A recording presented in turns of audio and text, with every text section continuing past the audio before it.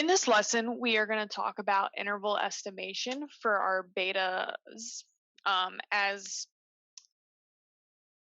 another one of our inference procedures for multiple linear regression.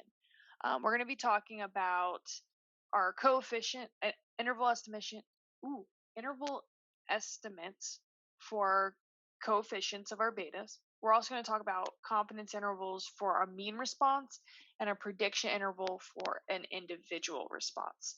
So let's first talk about the confidence intervals for our betas.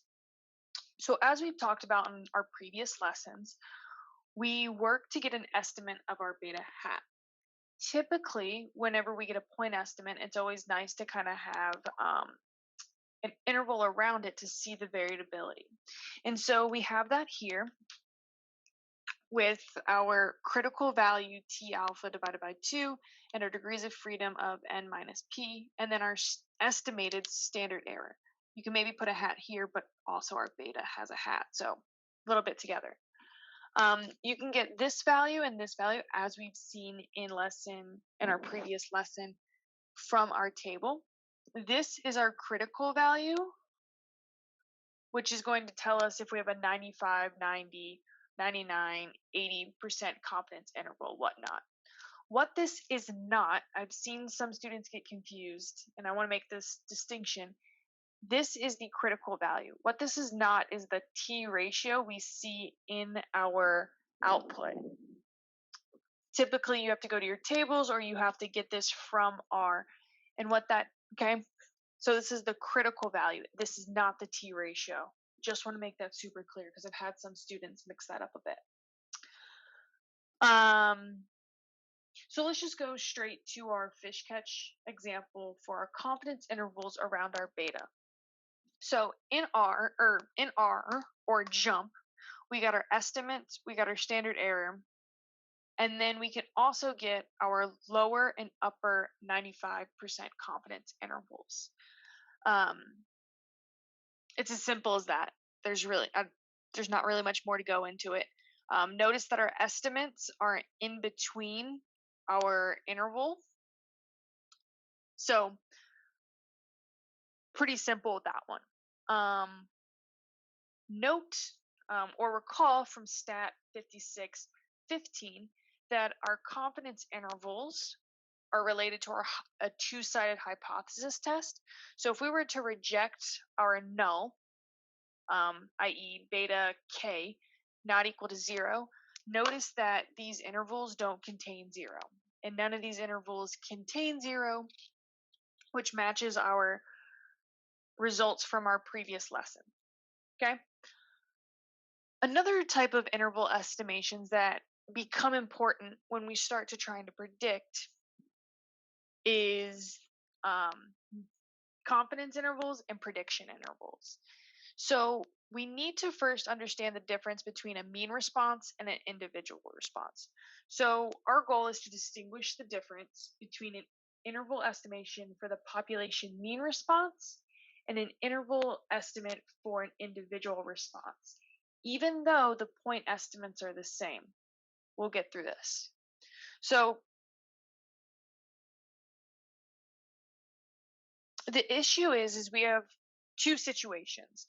We want to create an interval for our mean response, and then we want to be able to also create an interval for an individual future response. Okay, so intervals for the true mean response are called confidence intervals because we are doing it for the mean response, which is a parameter from the population. Intervals for a true individual response, sometimes denoted as y naught, or sometimes I've seen people go y star. We're just trying to denote a future response, are called prediction intervals. Note, we cannot construct confidence intervals or hypothesis tests for a future point because it's not a parameter from the population. hopefully with a little bit of explanation and looking at the fish example, we can really put this into concrete terms that we make sense. So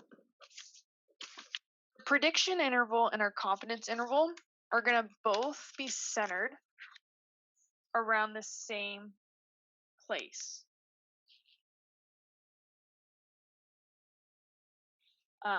That is, they're both going to be centered around our y hat.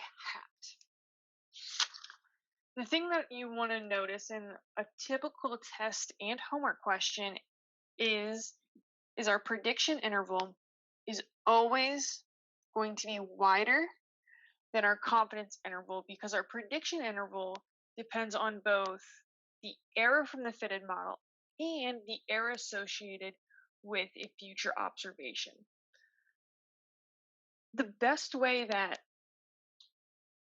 to explain or maybe get this point across is, let's assume that we're all in the same room, socially distanced, of course, right now, and y'all ask me, hey, Sierra, can you predict our mean GPA?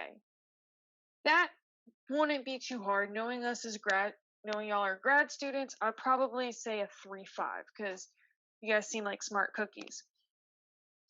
But if one of you guys stood up and go, only one of you stands up and goes, can you predict my response or GPA? That's going to be a lot harder. So when we're trying to predict a future individual observation or an individual observation, you're going to have a lot more variability within that estimate compared to if I was trying to predict for the mean. And so our prediction intervals for a future point are always going to be bigger than our confidence intervals, which are related to our mean response. We will always be using software to construct these intervals, so we don't have to worry about exactly how they're derived.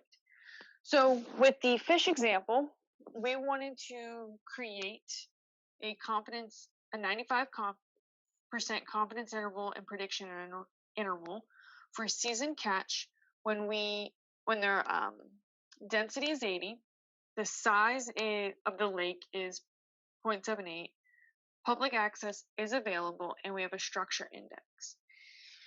And so our CI for our mean response is this. And how we interpret this is the interval estimation for the mean of all lakes within, okay?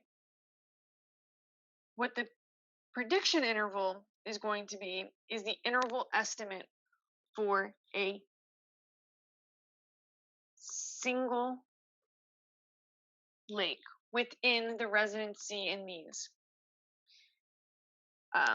other parameters. So given that we have a new observation that has these criterion, our prediction interval for a future response is going to lie in this interval, and our confidence interval for our mean would lie within this interval. It's the mean of all the lakes.